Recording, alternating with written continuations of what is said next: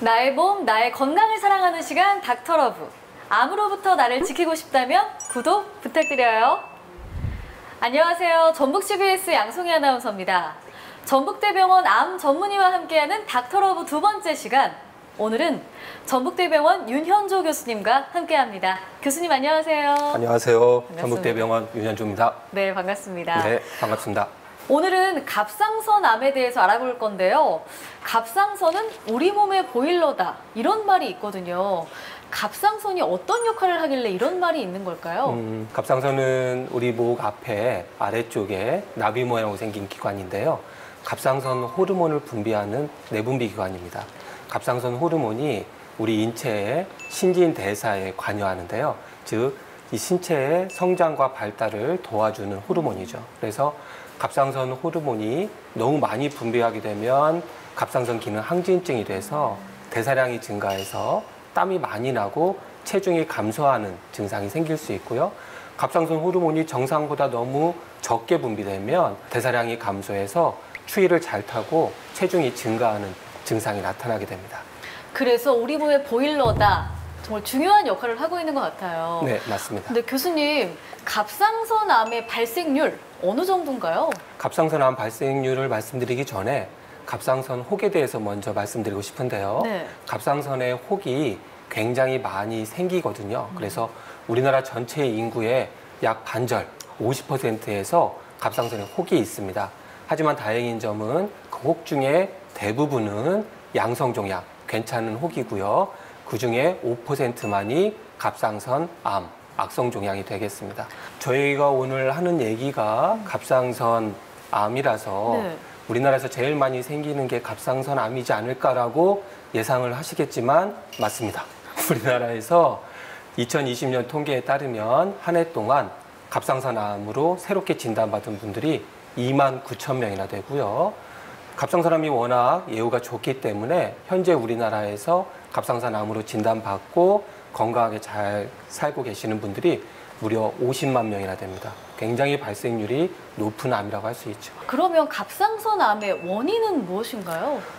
그게 갑상선 암의 원인을 아직까지 확실하게 알고 있는 게 없습니다.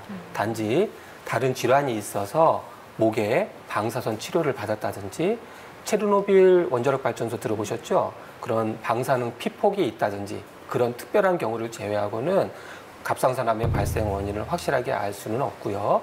다만 연구 결과에 따르면 갑상선에 양성 종양이 있다든지 비만인 경우에 갑상선 암의 위험이 있다라고 알려져 있지만 아직까지 확실한 원인은 알 수 없습니다. 유전이 관계되는지 궁금해하시는 분들이 많은데 전체 갑상선 암에서 유전 때문에 생기는 경우는 약 5%가 되겠고요.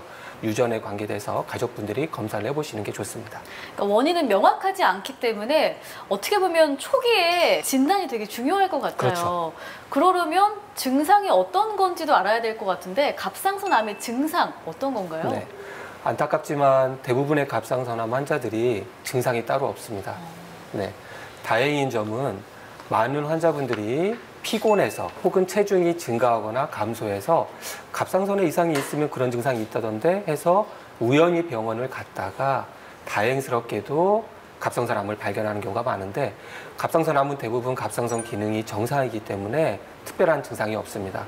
증상이 있어서 갑상선 암을 발견하는 경우에는 이미 진행이 많이 돼서 완치가 어려울 수 있습니다. 따라서 본인이 갑상선 종양이 있었던 분들은 갑자기 종양이 커지거나 아니면 딱딱해지거나 목소리가 변하거나 임파선이 만져지는 등의 증상이 있으면 갑상선 암이 생겼을 가능성이 있으니 가까운 전문의를 찾아서 진료를 받아보시는 것을 권합니다. 평소에 내가 목 부위를 좀 만져보는 것도 중요할 것 같은데요. 네, 혹시 그렇죠. 자가 진단법도 있나요? 목에 어디를 만져서 나왔는지 알 수 있는 방법이 있나요? 갑상선이 목 앞 아래쪽에 있다고 했는데요. 사실은 근육 속에 기도를 둘러싸고 있어서 갑상선이 어느 정도 커지거나 혹이 심하게 크지 않은 경우에는 만져서는 알기는 어렵습니다. 하지만 말씀하신 대로 평소에 본인의 목에 관심을 가지고 갑상선이 있는 부위를 살펴보고 만져보거나 해서 진찰을 할 수 있습니다. 평소에 좀 주의 깊게 살펴봐야 될 것 같아요. 이제 교수님 말씀이 아까 5%는 악성 종양, 암이라고 하셨고요. 대부분은 양성 종양이라고 하셨잖아요. 그럼 양성 종양은 어떻게 치료하면 되나요? 네. 제가 우리나라 인구의 전체 반절이 양성종양이 있다고 했지 네. 않습니까? 다행인 점은 양성종양은 특별한 처치가 필요 없습니다. 그냥 그대로 두고 보셔도 되는데 양성종양이 크기가 커지는 경우가 있습니다. 따라서 정기적으로 추적 관찰을 좀 하셔야 되고요. 양성종양이더라도 점점 크기가 커지는 경우에는 에탄올을 주입하거나 고주파라는 걸로 치료를 할 수 있습니다. 또 특히나 양성종양 중에서 4cm, 5cm 이상 크기가 큰 경우에는 미용적으로 밖에서 툭 튀어나와서 안 좋게 보일 수도 있고요. 또한 목을 압박하는 증상, 목소리가 쉬거나 무엇을 삼킬 때 걸리는 등의 증상이 있을 때는 수술적인 치료로 제거를 하기도 합니다. 그렇다면 교수님, 갑상선암은 어떻게 좀 진단할 수 있을까요? 네, 많은 환자분들이 저한테 얘기하시기로 건강검진에서 혈액검사로 계속 갑상선에 이상이 없다는 얘기를 들었는데 갑상선 암을 혈액검사로 진단할 수 있나요? 물어보시는 분들이 많거든요. 갑상선 암을 혈액검사로 진단할 수 있을까요? O 아닐까요? 오, 네. 네, 오답입니다. 네. 안타깝게도 네. 혈액검사는 갑상선 기능 항진증 저하증을 보는 거지 갑상선 암이 있는지는 알 수가 없습니다. 갑상선 암은 신체 진찰이나 초음파에서 갑상선 암이 의심되는 혹이 있을 때 새침흡인 세포 검사라는 것을 통해서 진단을 하게 됩니다. 새침흡인 세포 검사로 진단이 애매한 경우에는 총조직검사라는 조직검사를 통해서 진단율을 높일 수 있고요. 그렇다면 갑상선 이제 암 진단 받은 후에 치료는 어떻게 진행되나요? 갑상선 암을 포함한 모든 암의 가장 기본적인 치료는 수술입니다. 그래서 갑상선 암이 아까 나비 모양으로 되어 있다고 네. 했는데 암이 얼마나 진행이 되어 있냐에 따라서 나비 모양의 한쪽 날개를 띠는 반절만 제거하는 갑상선 옆 절제술이나 나비 전체를 제거하는 갑상선 전 절제술을 시행하기도 하고요. 그리고 갑상선을 전체 절제하신 분들 중에 재발이나 전이의 위험이 높은 경우에는 재발 전이가 되지 말라고 수술 후에 방사성 요드 치료를 함께 시행합니다. 네. 그 반절이나 전체를 떼어내는 수술을 진행한다고 하셨는데요. 혹만 떼어내면 안 되는 건가요? 네. 아주 중요한 질문을 하셨습니다. 네. 환자분들이 많이 물어보시는 네. 질문인데요. 암이 있으니까 고기만 띄면 안 됩니까? 물어보시는데 우리나라의 대부분의 갑상선 암이 유두암입니다. 암이 있다고 해서 혹만 띄는 것은 표준치료법은 아니고요. 암이 있는 쪽에 갑상선 반절은 최소한 띄셔야 되고 암이 양쪽에 있거나 암이 갑상선 밖으로 삐져나왔거나 림프절 전이가 의심되는 경우에는 갑상선을 전체를 절제하셔야 되고요. 최근에는 그 나비 모양의 갑상선 중에 나비 몸통, 가운데를 협부라고 하는데 그 협부에만 혹이 있고 초기인 경우에는 그 협부만 절제하는 협부 절제술을 시행하기도 합니다. 혹시 수술하지 않고 지켜보면 안 되는 건가요? 네, 그 역시 굉장히 또 중요한 네. 질문이신데요. 갑상선암이 워낙 예후가 좋고 생존율이 높고 천천히 자라는 착한 암이다 보니 환자분들이 바로 수술을 꼭 해야 됩니까? 수술을 안 하면 안 됩니까? 라고 많이 물어보십니다. 대부분의 갑상선암이 아까 말씀드린 유두암인데 유두암은 굉장히 예후가 좋은 암입니다. 그래서 우스갯소리이지만 저희 의사들, 의료진들 사이에서는 하나님한테 암에 꼭 걸려야 된다면 갑상선암을 주세요라고 얘기를 하거든요. 그만큼 예후가 좋은 암입니다.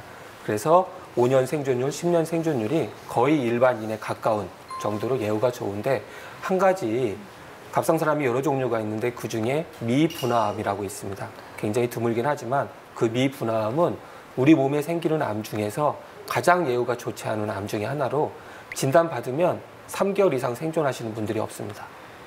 근데 놀라운 건 더더욱 아까 말씀드렸던 유두암이 굉장히 생존율이 좋다고 말씀드렸는데 그 유두암이 오랜 시간이 지나면 그 미분화암으로 발전할 수 있다고 알려져 있습니다.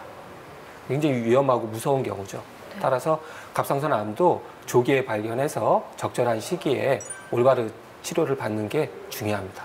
갑상선 암은 진단되었다고 해서 바로 수술을 해야 되는 응급 상황은 아닙니다.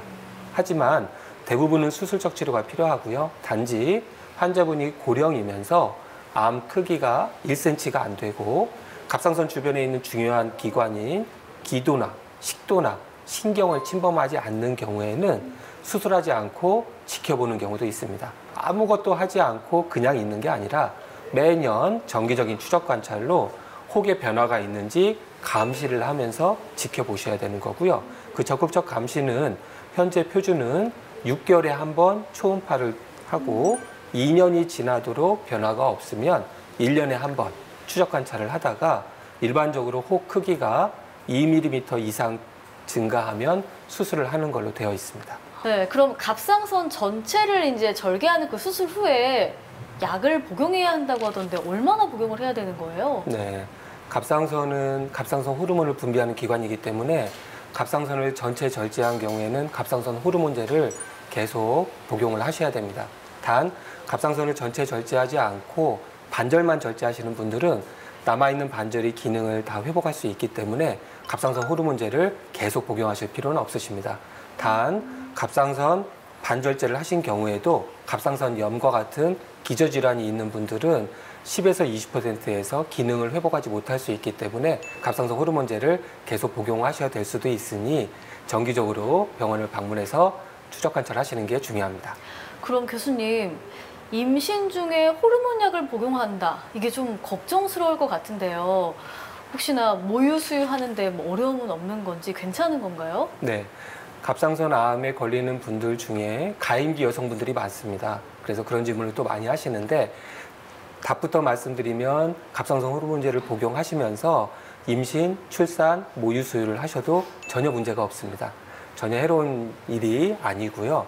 단지 더 잘 아셔야 될 것은 임신을 하시면 체중이 증가하잖아요. 그래서 체중이 증가하면 오히려 드시고 있는 갑상선 호르몬제의 용량을 더 높여서 많이 드셔야 될 수 있습니다. 따라서 정기적으로 또 갑상선 기능 검사를 해보셔야 되고요. 갑상선 수술 후에 방사선 요드 치료를 하는 경우에는 방사선 요드 치료가 끝나고 6개월에서 1년 정도 후에 임신을 해야 된다는 것만 잘 알고 계시면 될 것 같습니다.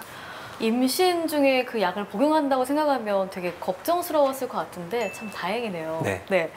갑상선암 원인부터 진단, 수술 방법까지 갑상선암에 대해서 궁금한 것들 쭉 살펴봤는데요. 갑상선암은 예후가 좋다고 하셨잖아요. 혹시나 수술 후에 크게 주의해야 될 것들 있을까요? 환자분들이 김, 미역, 다시마, 해산물과 같은 요오드가 들어있는 음식을 먹어도 되나요? 라고 많이 질문하십니다. 네. 그런 요오드가 많이 들어있는 음식을 갑상선암 환자분들이 먹으면 된다, O, 안 된다, X. 뭘까요? 요오드가 갑상선 호르몬에 관여하니까 함부로 먹으면 안 될 것 같은데요. 먹으면 안 된다. 오늘은 빵점이십니다. 갑상선암 네. 환자분들은 김, 미역, 다시마, 해산물 같이 요오드가 많이 들어있는 음식을 드셔도 전혀 문제가 없습니다. 요오드가 갑상선 호르몬의 원료이기 때문에 갑상선 기능 항진증과 같은 기능 이상이 있는 분들이 주의를 하셔야 되고요. 갑상선암 환자분들은 대부분 기능이 정상이기 때문에 김, 미역, 다시마, 해산물과 같은 요오드가 많이 들어있는 음식을 드셔도 되고요. 또 많이 물어보시는 게 홍삼이나 건강보조식품 같은 드셔도 되냐고 물어보시는데 과량만 아니면 드셔도 됩니다. 단 방사선 요오드 치료를 하는 동안에는 요오드가 들어있는 음식을 적게 드셔야 되기 때문에 방사선 요오드 치료를 하는 기간 동안만 전문의와 상의해서 식단을 잘 짜서 드시면 됩니다. 그렇군요. 오늘 전북대병원 암 전문의와 함께하는 닥터러브 두 번째 시간, 전북대병원 윤현조 교수님과 함께 갑상선암에 대해서 알아봤는데요. 갑상선암을 걱정하는 분들에게 당부 말씀 한마디 부탁드립니다. 네, 환자분들이 저희 외래 진료를 볼 때 갑상선암이라고 진단을 내리면 굉장히 당황하고 우울해하고 힘들어하십니다. 하지만 제가 환자분들에게 말씀드리기를 지금까지 암만 보고 바쁘게 사셨으면 잠깐 쉬시면서 본인의 건강을 신경 쓰라고 주신 선물이라고 생각하라고 말씀을 드립니다. 그만큼 갑상선암은 예후가 좋고 생존율이 좋은데요. 하지만 갑상선암도 암이다 보니 재발이나 전이가 될 수 있습니다. 따라서 조기에 발견해서 적절한 치료를 받는 것이 중요합니다. 갑상선암 관심이 필요합니다. 감사합니다. 마지막 인사는 교수님이 해주셨던 갑상선암 관심이 필요합니다. 이러면서 마칠까요? 좋습니다. 네, 갑상선암 관심이 필요합니다. 네, 저는 전북 CBS 양송희 아나운서였고요. 지금까지 전북대병원 윤현조 교수님과 함께했습니다. 나의 몸, 나의 건강을 사랑하는 시간 닥터러브.